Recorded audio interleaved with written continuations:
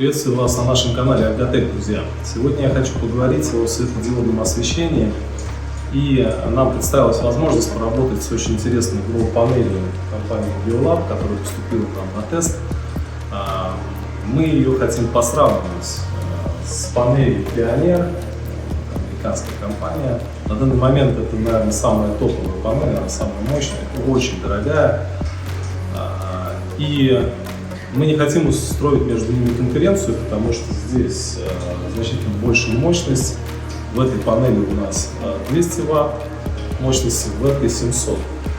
Но поскольку у нас нет другого образца, и с этой панелью я уже работал, Clarel на ней растет очень хорошо, эта панель очень перспективная, потому что в ней очень интересные диоды компании Osram. Также используется светодиоды Cree с очень подходящей температурой освещения, здесь 5000 кельвинов.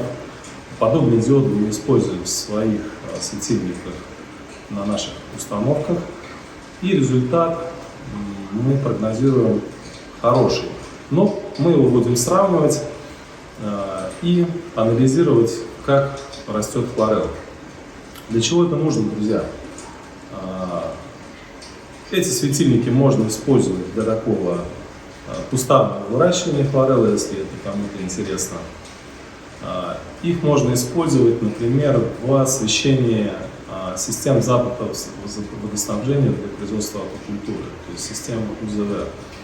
Сейчас это хайп, тема набирает огромные обороты. Во всем мире стараются доочищать воду, возвращать ее в систему УЗВ, использовать повторно, и для этого недостаточно только бактерий. То есть нужны продуценты, а именно водоросли или высшая водная растительность, которая способна ассимилировать биогены, углекислый газ и выделять кислород.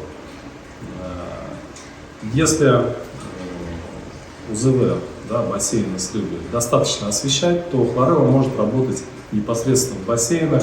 Таким образом, нам не потребуется дегазация, потому что Clarel ассимилирует СО2 и производит кислород, который необходим для дыхания рыбы и системы в целом.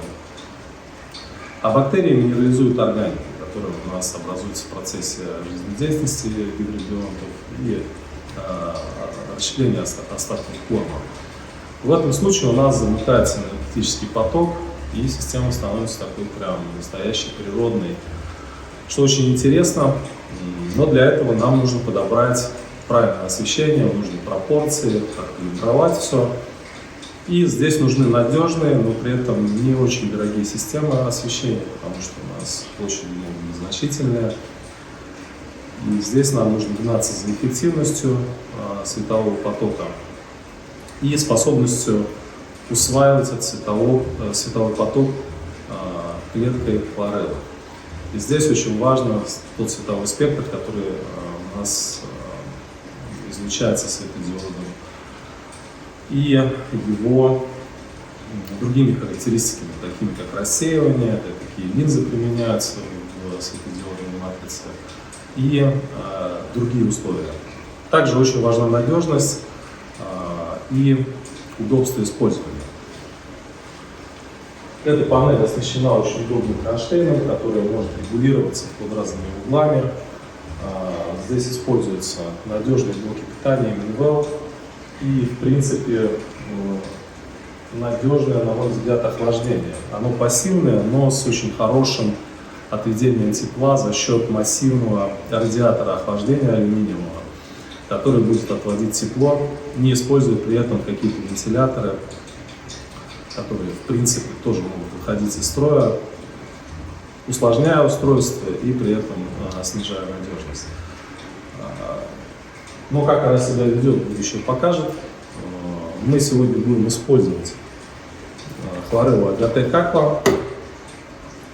Вы все уже знаете, что это такое. Это живая суспензия, живыми клетками Clarel, которые, по сути, мы введем в стандартную нашу питательную среду, добавим в нее органический углерод и покультивируем в течение 3 дней при одинаковых условиях, одинаковых объемах. Интервал освещения у нас будет 10 часов света, и 14 часов темноты. Протестируем все на нашем спектрофотометре и сравним результат. Также, возможно, еще промикроскопируем, посмотрим на морфологию, как себя хлорелла ведет, нравится или не нравится, и поделимся результатом. Выращивали хлореллу мы 4 дня, световым периодом 10 часов света и 14 часов темноты. Примерная температура культивирования составляла 23-24 градусов, что ниже немножко, чем любит хлорелла. Но тем не менее, за 4 дня она набрала стандартную оптическую плотность, и в обоих образцах она составила 1,6 оптических единиц. Что говорит о том, что лампы сработали очень эффективно, но тем не менее по мощности они очень сильно отличаются.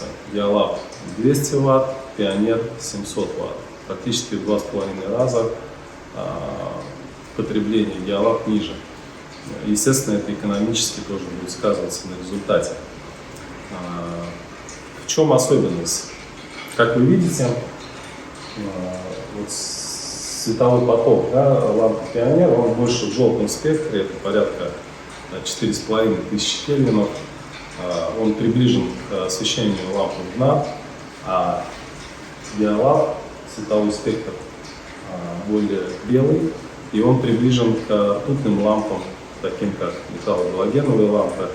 И такой спектр хлорелла воспринимает более эффективно, и, соответственно, используется он более эффективно.